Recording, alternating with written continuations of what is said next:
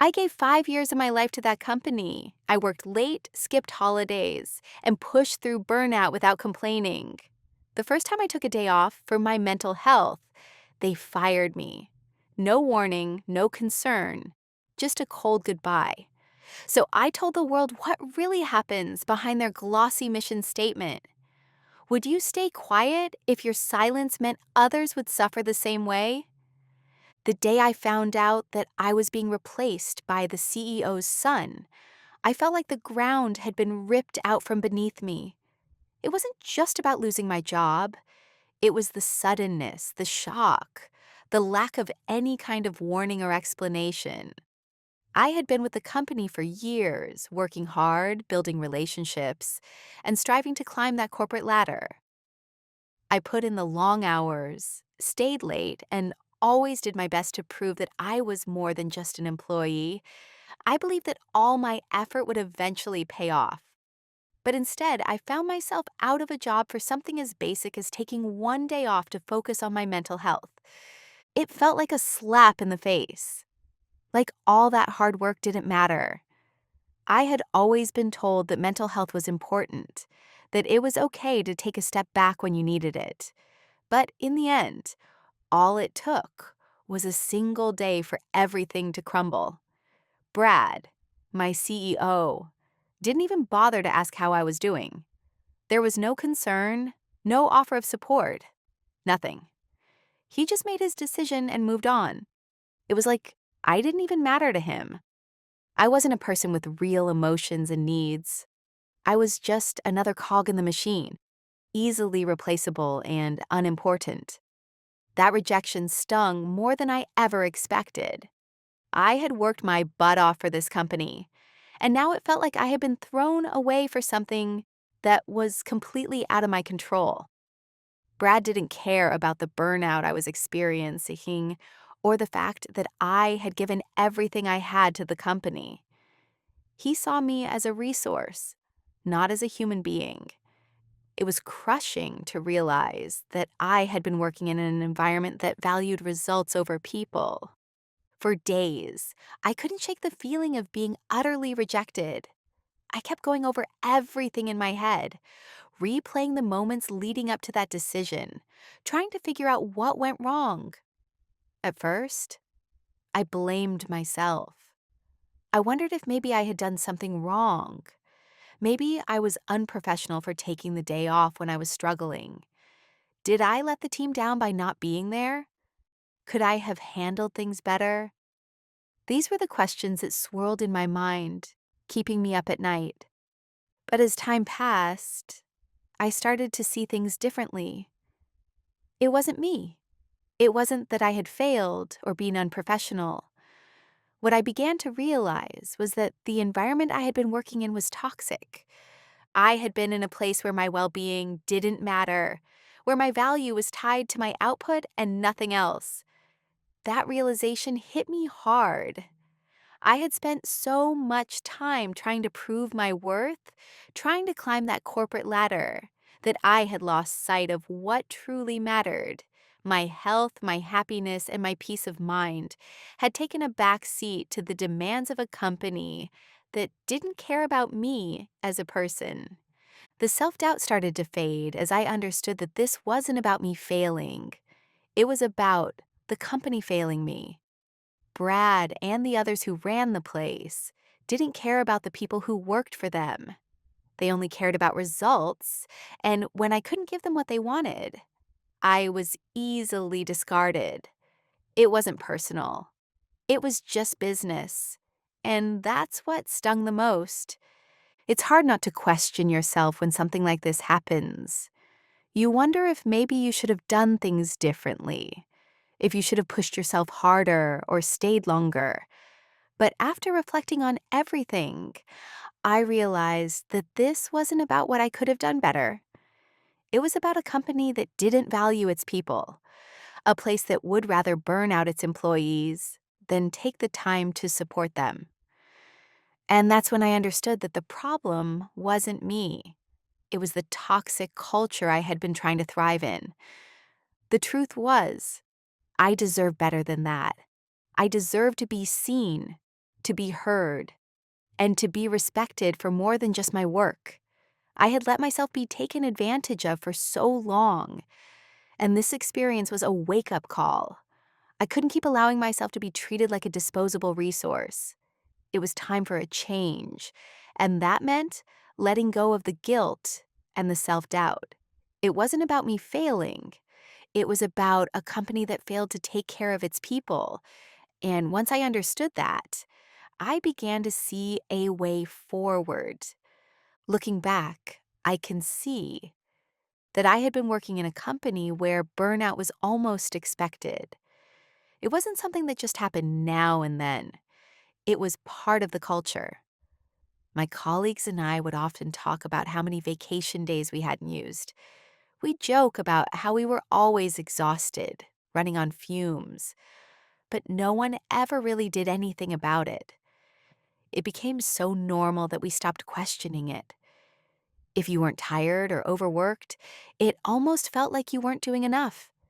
It wasn't unusual to see people showing up to work sick, dragging themselves through the day, and pushing themselves past their limits. No one ever said a word about it to the higher-ups. It was just the way things were. There was always an unspoken pressure to keep pushing forward, no matter the cost. The company was all about output. There was no room for recovery, no space to take a step back. If you weren't constantly working, you were somehow failing. Taking a day off, especially for personal or health reasons, felt like a luxury that you could barely afford. If you even dared to ask for a break, there was always a catch. I remember asking for time off for a family event, and the pushback was immediate. I was made to feel guilty for wanting a few days to myself. "We really need you here," they'd say. Or worse, if you took a break now, it could really hurt the team." It wasn't about prioritizing people's well-being. It was about keeping the machine running, no matter what. But it wasn't just about the hours. It was about the expectations that came with them. Even when you were technically on vacation, you were still expected to be available at all times. Emails, calls, messages, they all kept coming in. You couldn't fully disconnect. I remember taking a week off once and still checking my work emails multiple times a day. Every time I tried to take time off, even for something simple like a doctor's appointment or a personal issue, I'd feel that familiar resistance. And it wasn't just resistance. It was a guilt trip. Are you sure you can't push through? Or, I don't know if we can manage without you. It felt like I was constantly battling to justify why I deserved a break. It wasn't about my health or my needs. It was about being there to meet the company's demands, no matter how unreasonable they were. And then there was the stigma surrounding mental health. Taking a mental health day, forget it. That was never an option. If you were struggling, if you felt like you were at your breaking point, it didn't matter. You had to power through, because showing any sign of weakness was not acceptable. If you were burned out, you had to keep that to yourself. And if you ever talked about needing a break because of mental exhaustion, it was like you had committed a crime. People would look at you like you were lazy, like you weren't committed enough to the company. I can still hear Brad, the CEO, bragging about how little sleep he needed and how he didn't take breaks. He made it sound like taking a moment for yourself was a weakness. He wore his constant overwork like a badge of honor, which only fueled the toxic mentality in the workplace. If the CEO could go without sleep and never take time off, why couldn't we? It was this unrelenting mindset that permeated the entire company. No one was allowed to slow down. No one could step back and take care of themselves. The idea of rest or recovery was foreign. In a place like that, it felt like if you weren't working yourself into the ground, you were somehow failing. I watched people around me burn out one by one, And it wasn't until I had reached my own breaking point that I realized how deeply ingrained this toxic culture had become. It wasn't about work life balance, it was about work life domination. The company's success came at the expense of its people, and everyone was just expected to accept it. After the initial shock of being fired wore off, I had a moment of clarity. I started to think about the bigger picture.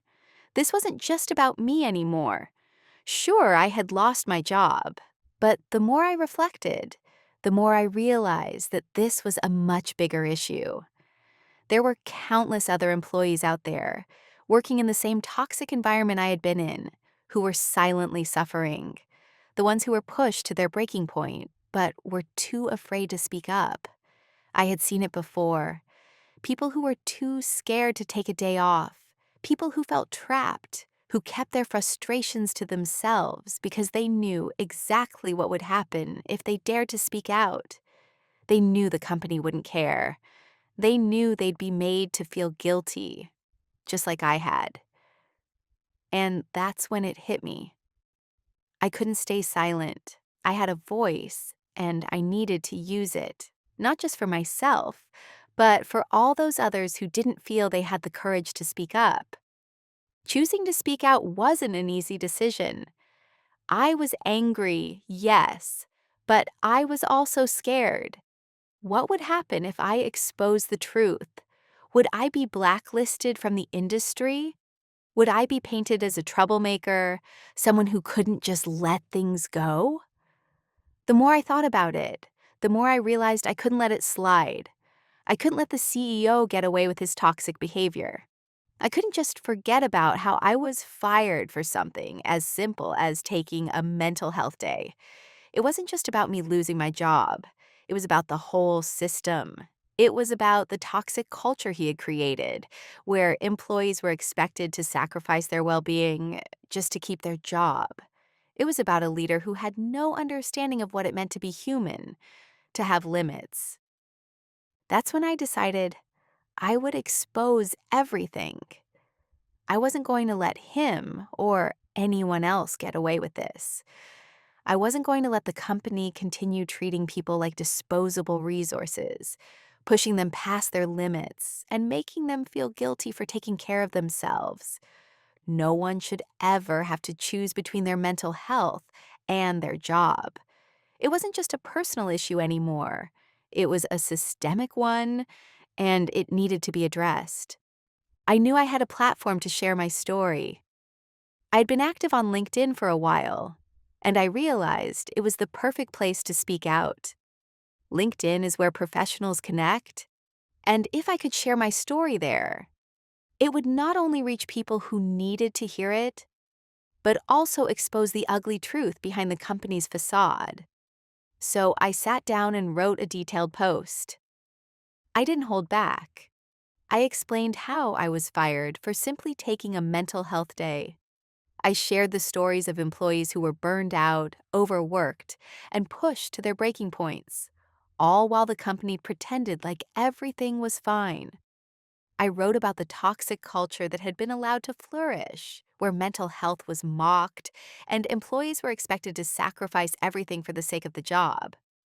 I made sure to include examples, real, concrete examples, of how the company pushed people beyond their limits, how vacations were never actually vacations, how people were expected to work 24/7, how mental health wasn't something to be taken seriously. I wanted to make sure that people understood the severity of the situation. It wasn't just that I lost my job. It was the way the company treated its employees like machines, with no regard for their well-being. I wanted everyone to see that it wasn't an isolated incident. It was a pattern, and it was something that needed to be called out. As soon as I hit post, I felt a weight lift off my shoulders.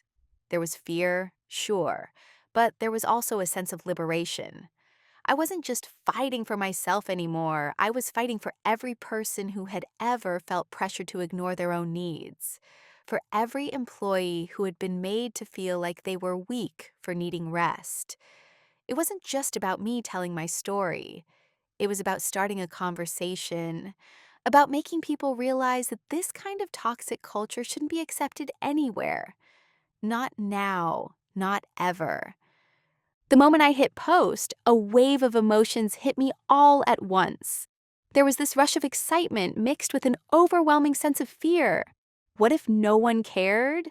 What if my story just got buried in the endless sea of LinkedIn posts, lost among the thousands of updates, job listings, and corporate news? What if no one even noticed? The thought of putting myself out there like that, exposing not just my personal experience, but the toxic work culture I'd been a part of, was terrifying. But at the same time, it felt like a weight had been lifted. I had spoken my truth. The decision was made, and now all I had to do was wait and see what would happen. Within hours, something I didn't expect started happening. My post began to gain traction, more and more likes and comments popping up on my screen. The notifications kept coming in, faster and faster. At first, it was just a trickle, but soon it was a flood. Thousands of people were reacting to what I had shared. They were liking the post, sharing it with their networks, and commenting their own stories. Stories that were so similar to mine.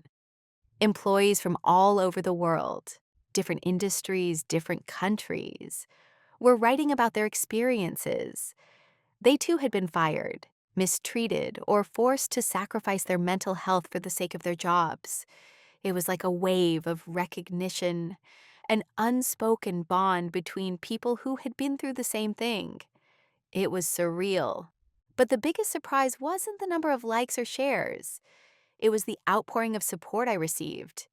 My inbox was flooded with messages, many of them from former colleagues, others from strangers who had somehow found my post and felt compelled to reach out. Some of these people worked in HR, some were former managers, and others were just employees who had been through the same struggles. They shared their own painful stories, how they had been pushed beyond their limits, how they had tried to take care of their mental health, but were made to feel like they were weak or uncommitted.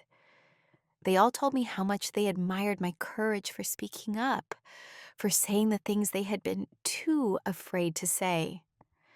There was this one message that really stuck with me. A woman from a different industry told me she had been in a similar situation where her mental health had been completely ignored by her employer.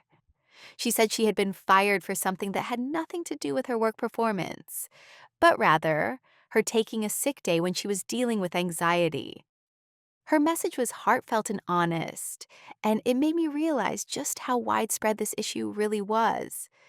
She told me that reading my post gave her the strength to start speaking up in her own company. That was powerful. It made me realize that by sharing my story, I had started something bigger than myself. What I hadn't expected was how many people would be so open and vulnerable with me. It wasn't just a one-sided conversation anymore. It was a collective outpouring of shared experiences. People who had felt alone for so long, I suddenly had a space to talk about what they had been through. And that felt incredible. For so long, I had thought I was the only one dealing with this kind of toxic work culture. But now, I saw how many others were in the same boat. I wasn't alone in this anymore. The moment my post went viral, the consequences for the company became undeniable. The backlash was swift, and it didn't take long for the company's image to begin unraveling. Within hours, employees who had quietly suffered under the toxic work culture started speaking out. Some posted their own experiences online, while others left anonymous messages. The stories piled up, showing how many people had endured the same mistreatment I had. It wasn't just one isolated incident. It was a pattern that had been going on for years. Employees started quitting in droves, fed up with the toxic environment that had been normalized. It was like a dam had burst, and there was no way to stop the flood. Brad, of course, tried to brush it all off. In the beginning, he downplayed everything, insisting that I was just upset and trying to ruin the company's reputation. He even went as far as to call me a disgruntled employee with a personal vendetta. It was a classic deflection. But no matter how much he tried to minimize it, the damage was already done. The more he dismissed the situation, the more people took notice. It became clear to everyone that the issue wasn't just about one person's story. It was about the entire culture of the company. As the public outcry grew, the pressure on the company intensified. Clients began pulling their business, unwilling to be associated with a company that had a reputation for mistreating employees. Investors also started backing away, concerned that the fallout would impact the company's future. The once stable company found itself at the center of a PR crisis it couldn't control. Brad was forced into a corner. Eventually, he issued a public apology, but by that time, it felt hollow. His words didn't match his actions, and the apology came across as too little, too late. It didn't take long for everyone to realize that his apology was just a way to salvage what little was left of the company's reputation. The damage had already been done, and no amount of public relations spin could erase the truth that had been exposed. Since I shared my story, everything in my life has shifted. At first, I was unsure of what would come next. Would I regret speaking out? But as it turns out, speaking up was the best thing I could have done. I started receiving job offers from companies that actually valued work-life balance and placed a real emphasis on mental health. These were places where people weren't just cogs in a machine, where I didn't have to choose between my job and my well-being. It felt like a weight had been lifted off my shoulders. No longer did I have to worry about being punished for needing rest or taking care of myself. It was refreshing to be in an environment where people truly believed that employees work best when they're treated well. What really stands out, though, is the impact my story has had on others. The messages I've received from people in similar situations have been overwhelming. So many people have told me that they've been afraid to speak up about their own toxic work environments. But reading about my experience gave them the courage to do something about it.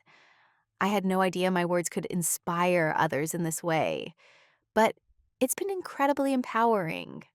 It feels amazing to know that by sharing my journey, I've helped others find their voice and stand up for their rights at work. More than that, I've been able to mentor others. I've had the chance to guide people through their own struggles at work, showing them how to prioritize their health and well-being. It's not always easy to stand up for yourself, especially when you're worried about what might happen. But I've learned that sometimes you have to take the risk. I now help others realize that they don't have to accept toxic behavior or sacrifice their health for a paycheck. Everyone deserves to be treated with respect, and it's been so fulfilling to be part of that change for others. So, what are your thoughts on this? Let us know in the comments below.